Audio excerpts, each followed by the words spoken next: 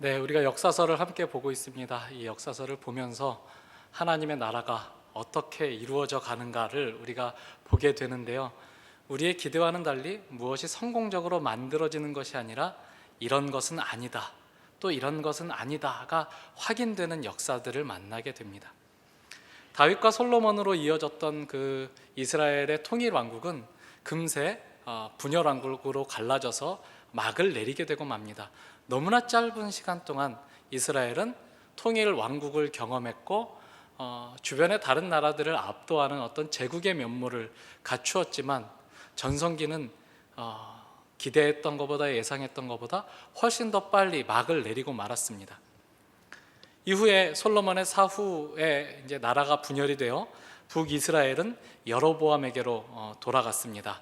여로보암은 처음 그가 부름을 받았을 때 하나님께서 솔로몬이 배교하고 말을 듣지 않자 솔로몬의 대적들을 일으키셨는데 이러한 사람들을 일으켰다고 했을 때 과부의 아들이라고 소개된 사람입니다. 정말 집안으로 보자면 미천한 사람. 그래서 인간적인 관점에서 보자면 거의 입지전적인 그런 인물이었을 것입니다. 그러나 그가 기반으로 무엇을 가지고 일어난 사람이 아니었고 하나님이 그에게 나라를 떼어 주셨다라는 말 외에는 그가 북이스라엘의 왕이 된 것은 어떻게 달리 설명할 이유를 찾기가 힘든 그런 사람이었습니다. 나라가 분리되고 분열되고 그래서 북이스라엘 왕국이 여로보암에게로 돌아가게 된 것은 다윗 왕가의 입장에서 보면, 다윗 왕조의 입장에서 보면 그것은 하나님의 뜻에 신실하지 못한 그 솔로몬 때의 그 불신실함에 대한 하나님의 책망이고 심판의 선언이라고 볼 수 있습니다. 그러나 또 다른 한편에서 여로보암의 입장에서 보자면 나라가 분열이 되어 열 집 하나 여로보암에게로 속해 북이스라엘 왕국을 이루게 된 것은 그것은 하나님이 베푸신 전적인 은혜이고 하나의 기회였음이 분명합니다. 그것은 여로보암에게는 굉장히 큰 기회였습니다.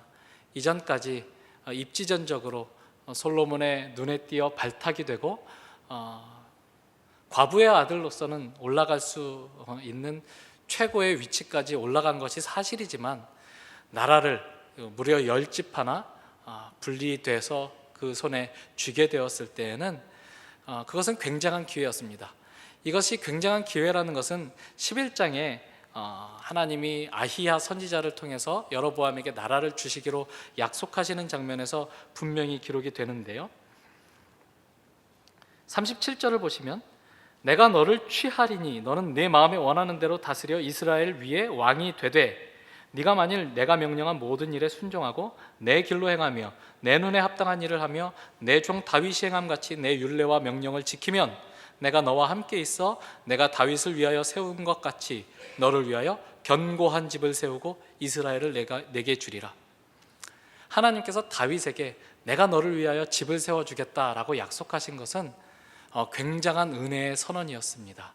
우리는 그 일이 언제 있었는지를 잘 알고 있죠.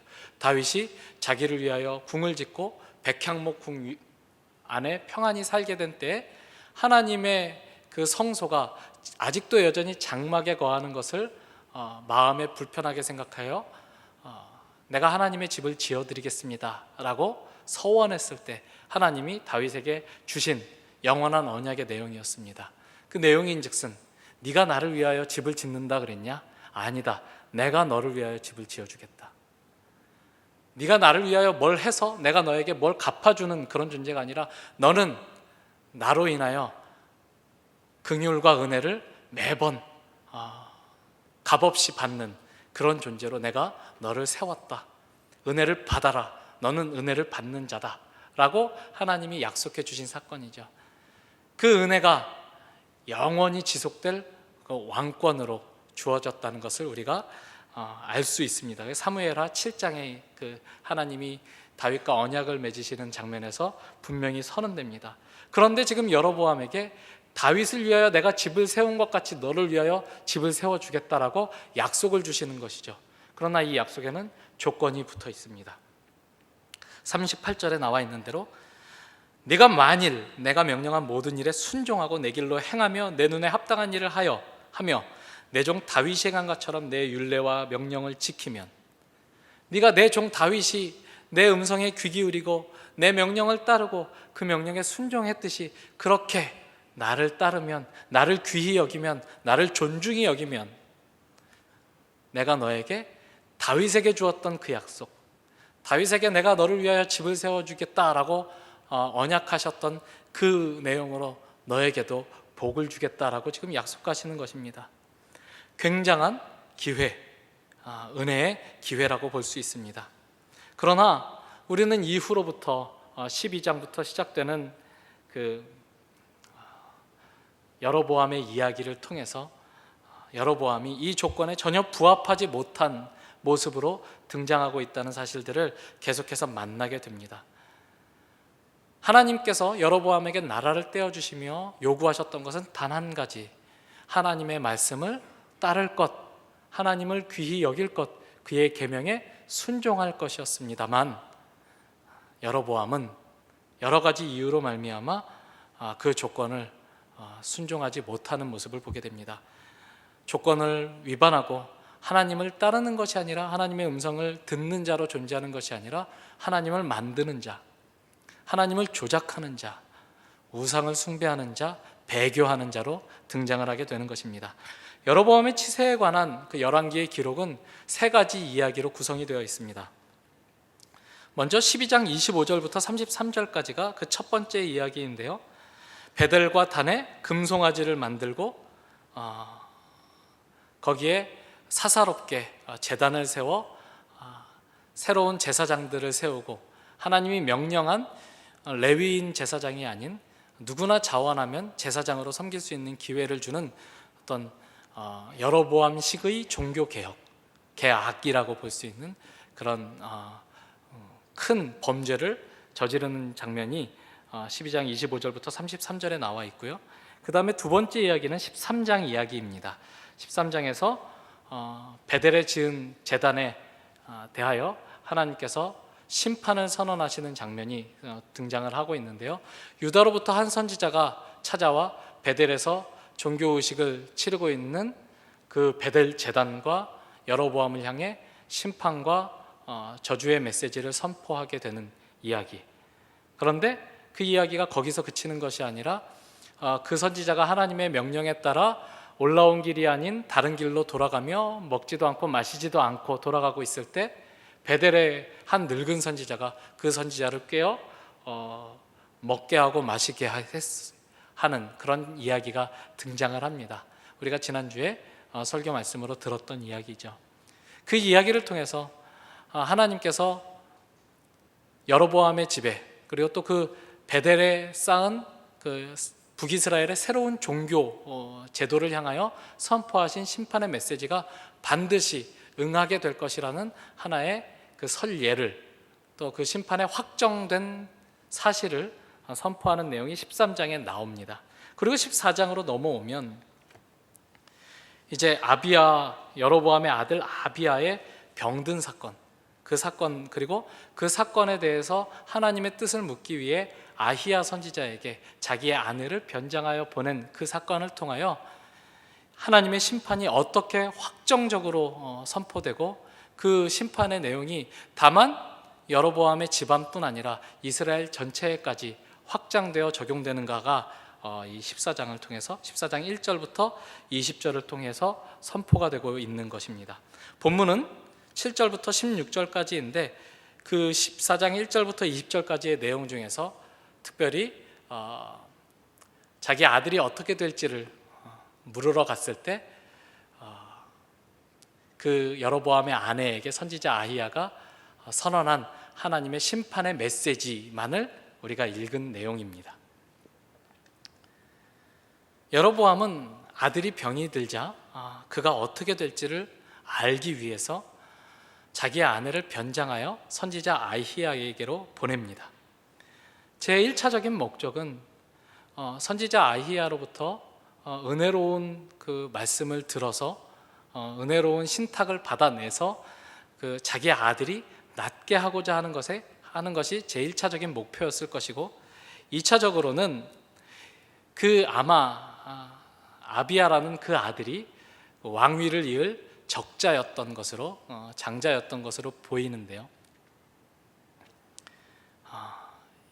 이제 그 아이가 죽게 되면, 혹시 죽는다라는 신탁을 받게 되면 왕위 계승 문제가 얽혀 있기 때문에 어떻게 왕위 계승을 잘 해야 하는가를 알아보기 위해서 선지자 아이야를 만난 것이라, 이렇게 두 가지 이유를 우리가 찾을 수가 있을 것입니다.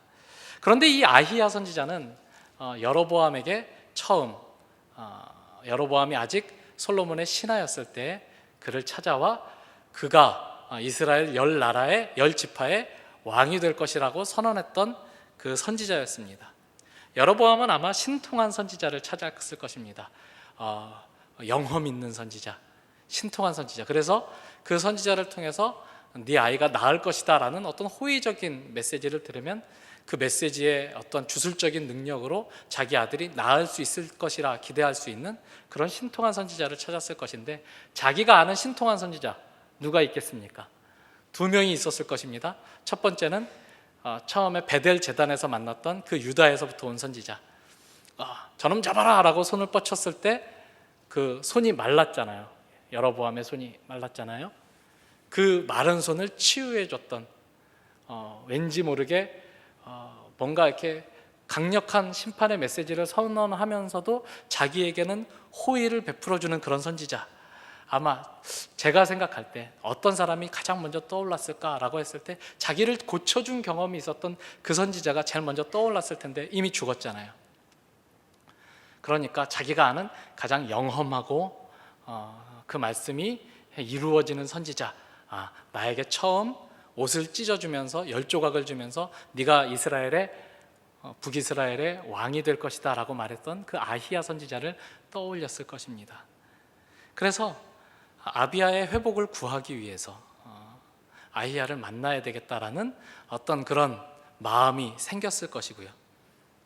그러나 아히야가 겉옷을 찢어서 10조각을 주면서 이스라엘의 왕이 될 것이라고 했을 때 그냥 그 말씀만 준 것이 아니라 아까 우리가 살펴본 대로 조건절이 붙은 말씀들을 주었거든요.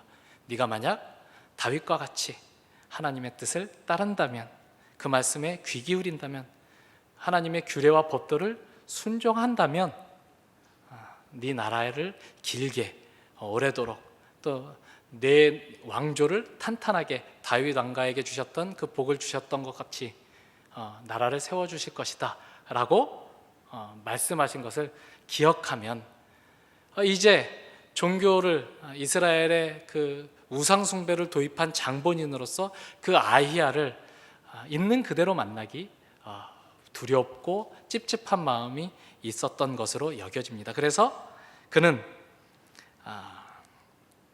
자기가 가는 대신에 자기 아내를 보내고 그 아내마저 여로보암의 아내, 여로보암 왕의 아내라는 사실이 드러나지 않도록 변장을 시켜서 아히야 선지자를 눈속임하려고 하는 모습을 우리가 14장 1절부터 2절까지를 통해서 알게 됩니다. 그러나 우리가 읽은 본문에서 이미 확인되듯이 하나님은 함부로 속일 수 있는 그런 하나님이 아니시죠. 4절과 5절에 보면 여로보암의 아내가 일어나 실로로 향하는데 변장할 필요가 없는 상태의 아히야였음을 말씀해주고 있습니다. 굳이 변장을 하지 않아도 아히야는 이미 눈이 어두워져 있는 상태입니다. 나이가 들어 기력이 쇠해서 눈이 멀어져 있는 상태. 그래서 굳이 변장을 하지 않아도 그냥 여로보암 자신이 그냥 와도 알아볼 수 없는 그런 상태였는데 하나님은 본질을 꿰뚫어 보게 하시죠. 지금 여로보암의 아내가 변장을 하고 내게 와서 나의 뜻을 묻고 있다. 너는 이러이러하게 대답해라 라고 하나님이 말씀해 주십니다. 그리고 6절을 보면 그가 문으로 들어올 때 아히야가 그 발소리를 듣고 말하되 여로보암의 아내여 들어오라. 눈이 멀었는데 변장을 다 했는데 자기를 미처 소개하기도 전에 여로보암의 아내여 들어오라 이렇게 말씀하십니다. 얼마나 놀랐을까요? 속일 수 없구나, 꿰뚫어 보는구나 라고 느꼈을 것입니다.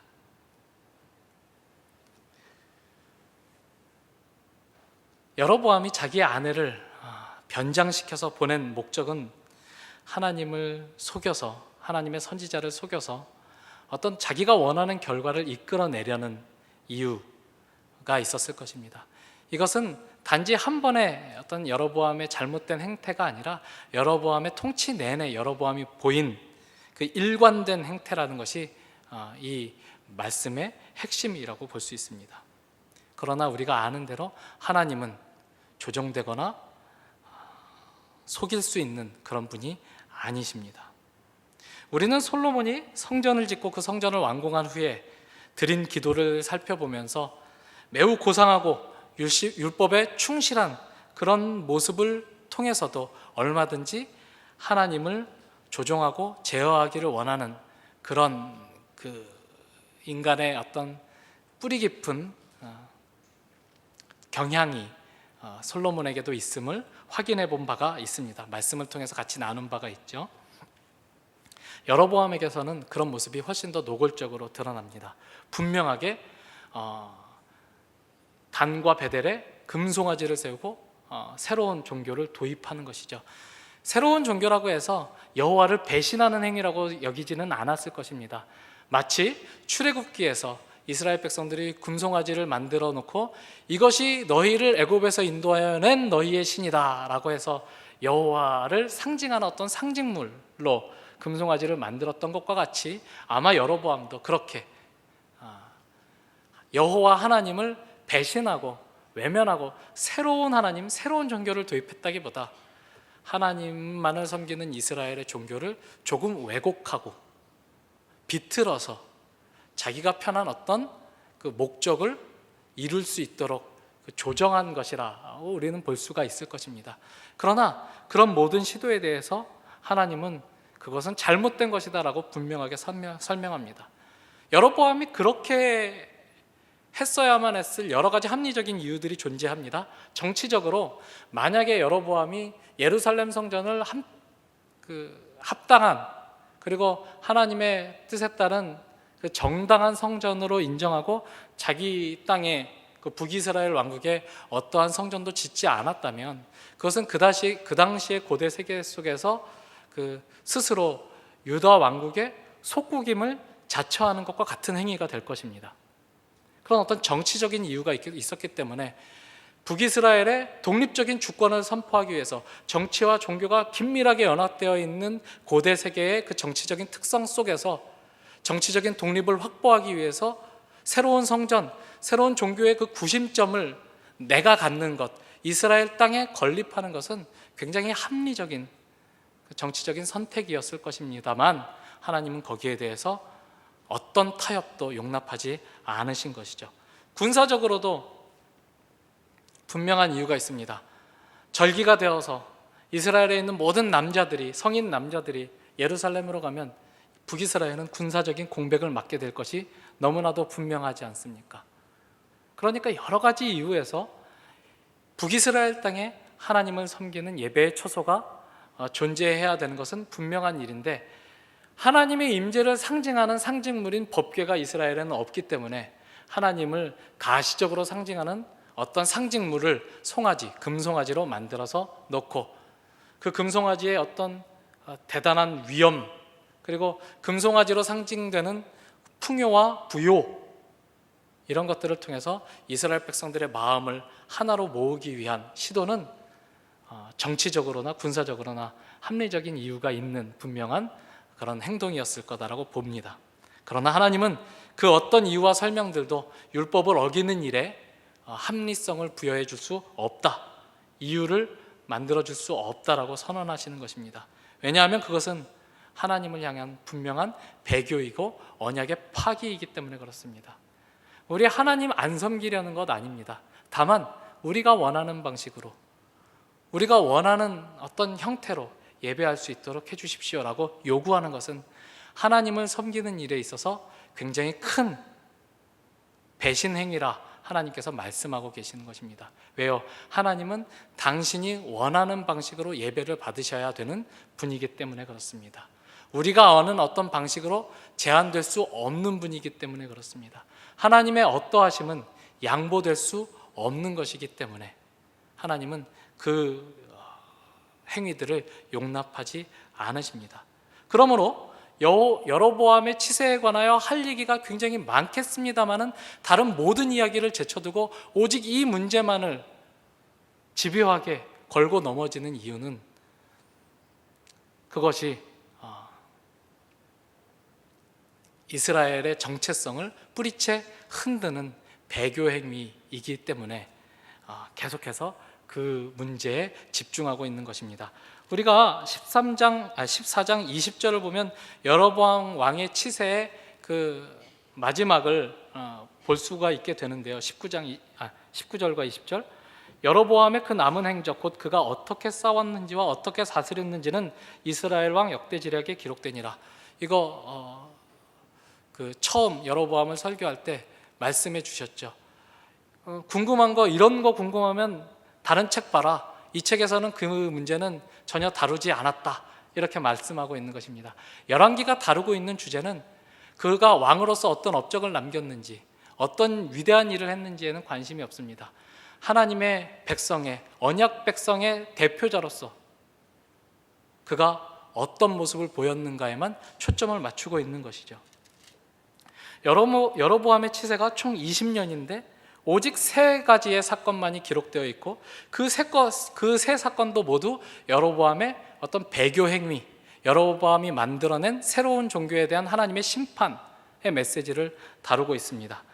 12장 25절부터 33절까지, 그리고 13장 1절부터 34절까지, 그리고 34장 1절부터 20절까지 이 3가지의 사건은 모두 얽혀있는 연관된 이야기입니다.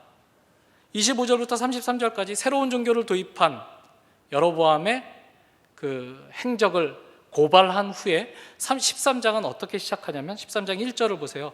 보라 그때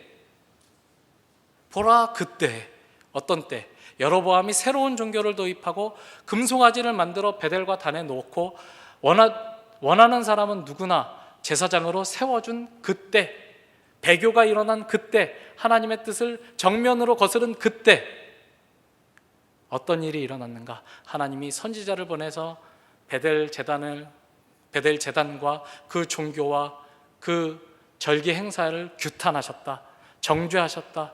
그리고 그 정죄와 심판을 확정하셨다는 사실을 그 선지자의 죽음을 통하여, 그리고 베델에 사는 선지자의 합장을 통하여 말씀하셨다. 그리고 13장의 이야기가 다 끝나고 나면 33절에 보면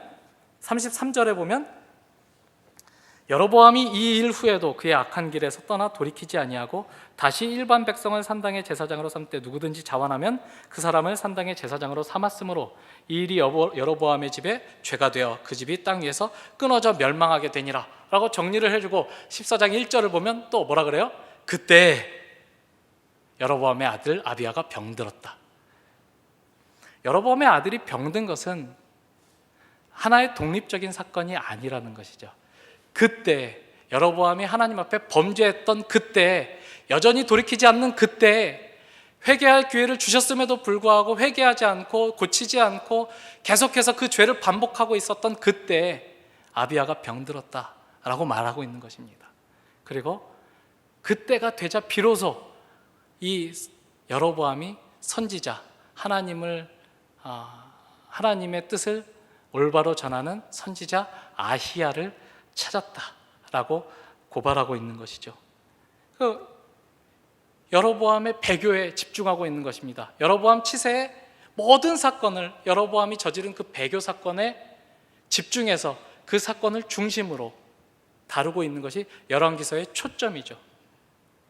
그로 말미암은 배교와 그로 말미암은 이스라엘 전체의 타락으로 말미암아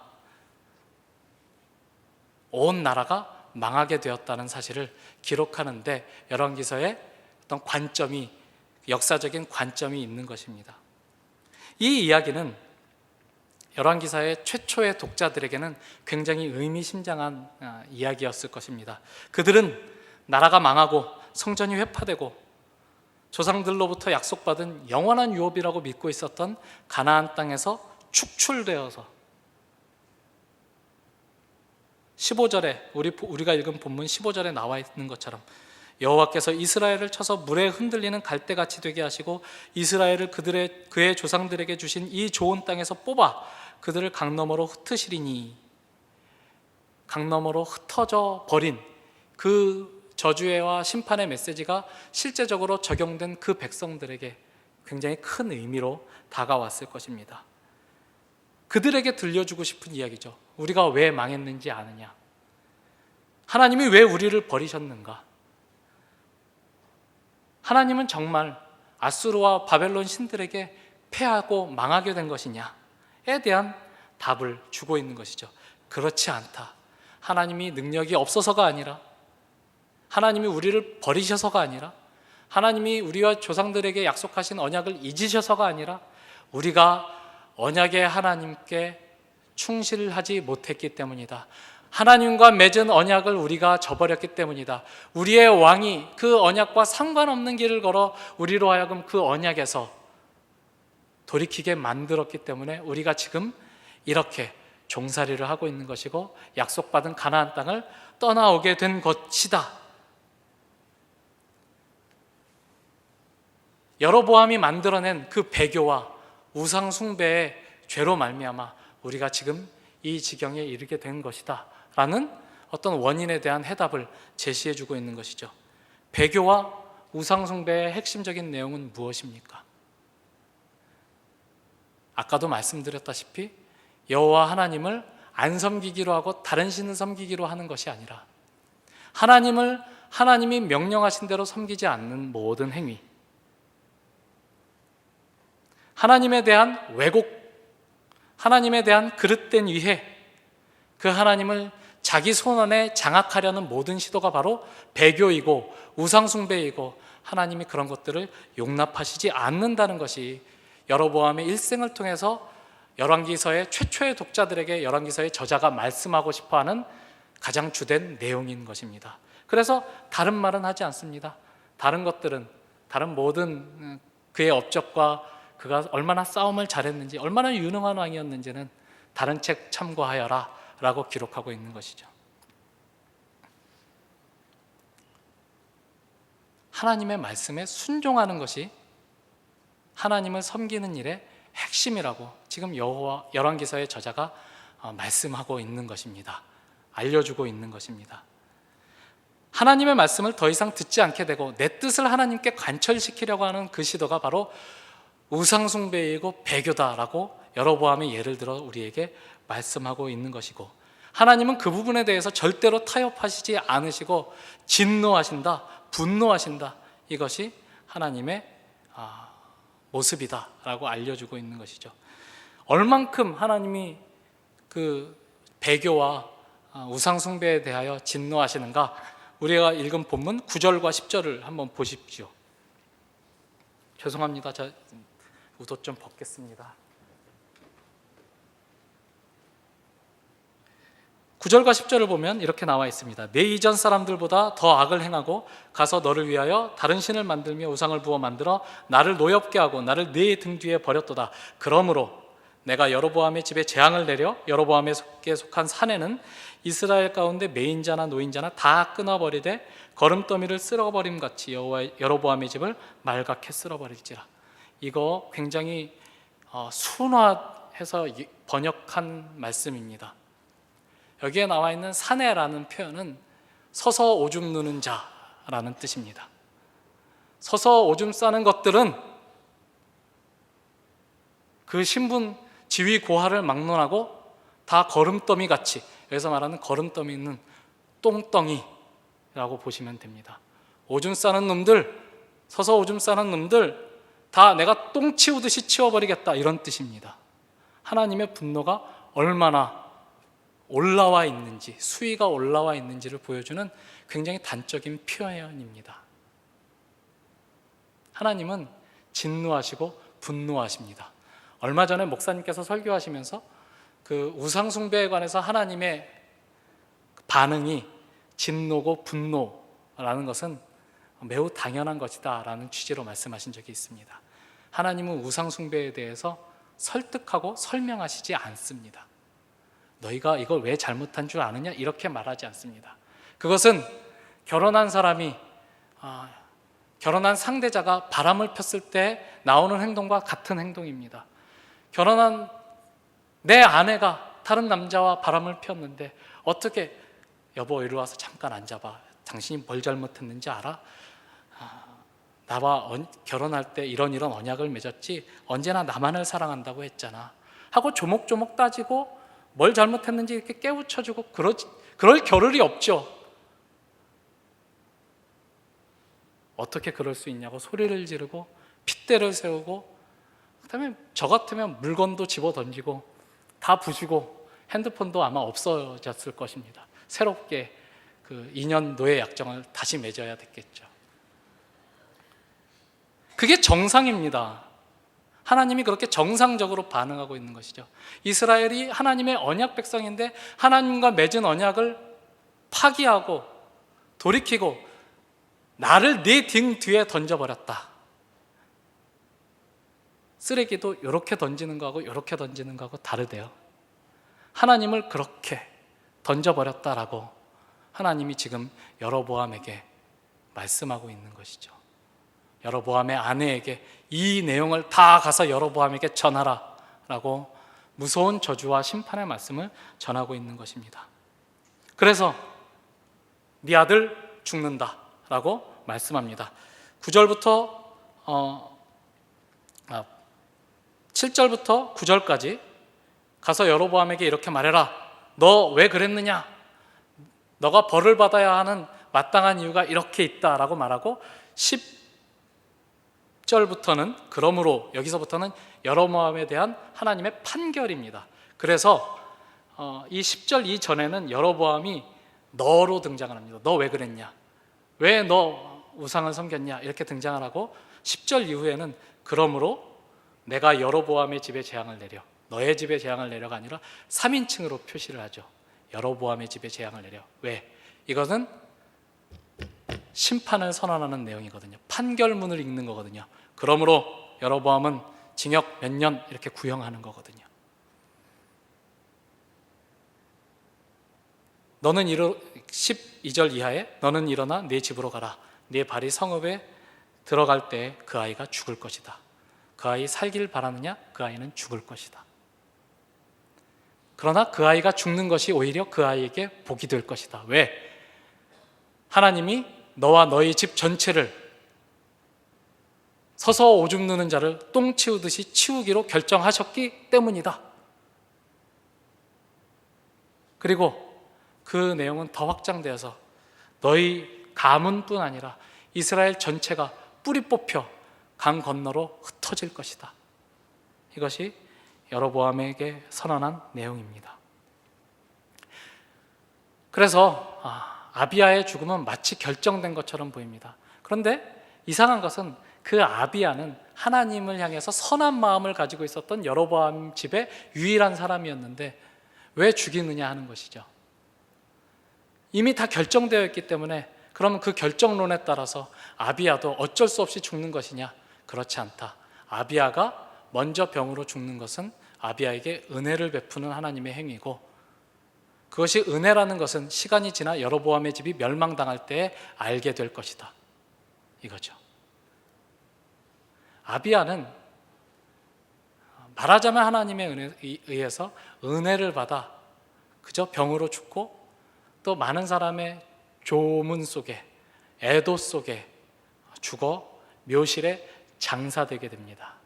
그러나 그 외에 여로보암 집에 있는 모든 남자들은 아무도 편안한 죽음을 맞을 수가 없게 됩니다. 선지자 아히야는 이 아비야의 확실한 죽음을 통해서 두 가지를 말하고 싶어 하는 것 같습니다. 1차적으로는 이 아비야가 죽는 것을 보거든 그 다음에 선언되는 모든 그 심판이 확장된 내용도 그대로 이루어질 줄 알아라 라고 하는 하나의 본보기로 아비야가 죽습니다. 그러나 또 한편으로는 하나님을 사랑하고 그 뜻을 쫓는 사람들에게는 하나님께서 은혜를 베푸신다는 것에 대한 하나의 상징으로 우리에게 주고 있는 말씀입니다. 하박국서를 보면 이스라엘을 향해서 심판을 내리시는 하나님을 향해 선지자 하박국이 하나님, 우리가 하나님 앞에 범죄하였기로서니 우리보다 더 악한 민족을 들어 우리를 치는 것이 의로운 일입니까? 라고 하나님께 묻습니다.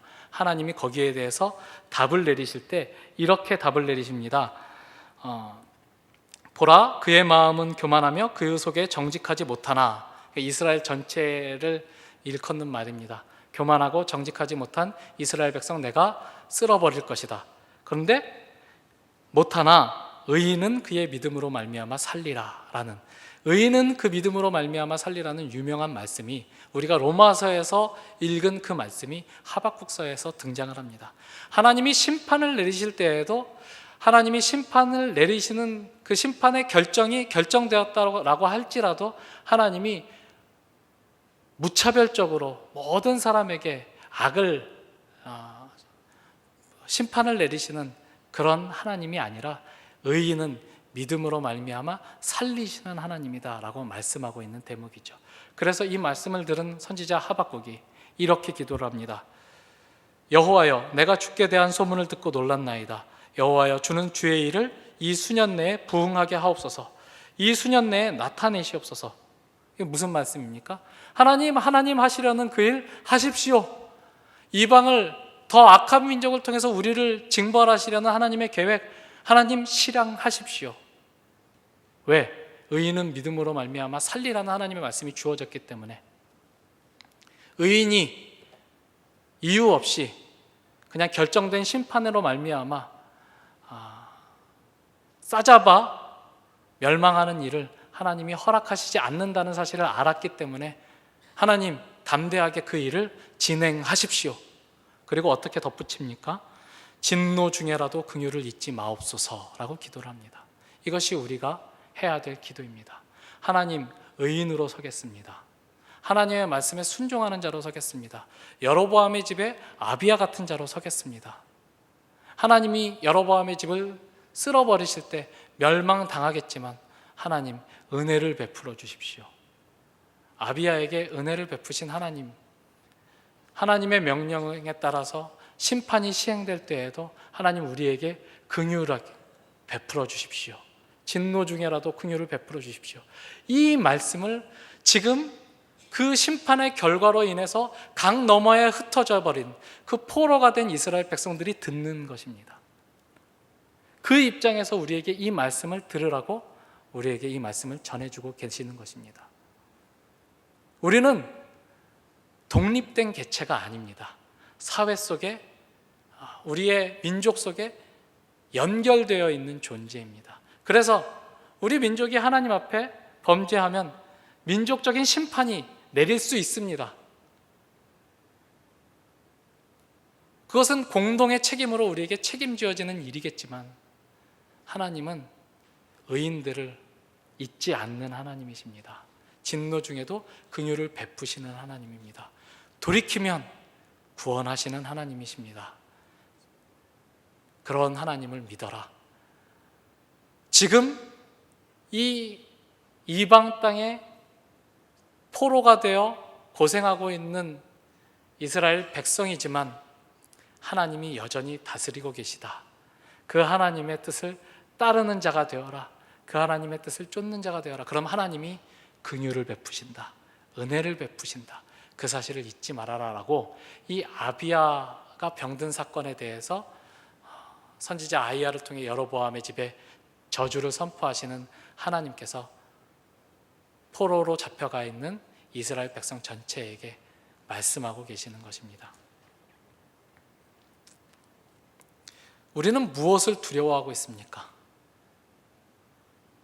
하나님의 말씀대로 따르면 사회생활 하는데 너무나 큰 지장이 있습니다. 너무나 큰 어려움이 있습니다. 하나님의 말씀 다 듣다 하다가는 우리 공부는 언제 하고 결혼은 언제 하고 승진은 언제 합니까? 라는 이런 질문에 우리가 늘 현실적으로 맞닥뜨리게 되는데요. 그럴 때 너 무엇을 두려워하고 있느냐? 여로보암이 현실과 타협해서 하나님의 말씀을 왜곡했을 때 하나님이 그에게 어떻게 하시더냐? 그 여로보암의 집에서 단 한 사람, 하나님의 뜻을 순종하고 하나님을 존중히 여기던 아비야에게 하나님이 어떻게 하시더냐라고 우리에게 묻고 있는 말씀입니다. 하나님은 우리의 모든 행위를 다 보십니다. 우리가 아무리 변장하고 그럴듯한 모습으로 나와 하나님 앞에 예배를 드려도 하나님은 우리의 중심을 다 보십니다. 우리의 중심에 뭐가 있는지, 우리가 무엇을 가장 두려워하는지, 우리가 무엇을 쫓아 살아가고 있는지 하나님이 다 아신다고 하십니다. 우리의 약함을 고백하십시다. 내려놓고 하나님의 은혜를 구하십시다. 선지자 하박국이 그랬듯이 하나님, 진노 중에라도 긍휼을 베푸시옵소서, 하나님의 뜻을 이루어 주십시오 라고 기도할 수 있는 우리 모두가 되기를 이 말씀으로 축원합니다. 기도하겠습니다. 하나님 아버지, 감사합니다. 하나님은 절대 양보하지 않는 하나님이십니다. 당신의 영광을 다른 우상들에게 내어주지 않는 유일하신 하나님이십니다. 그 하나님만을 두려워하며 살기를 원하는데 이 세상을 살아가다 보면 두려운 것이 너무나 많습니다. 어려운 일들이 너무나 많습니다. 그 어려움과 두려움 속에서 하나님을 믿는 신앙의 도약을 할 수 있도록 하나님 우리에게 믿음을 더해 주시옵소서. 예수님의 이름으로 기도합니다. 아멘.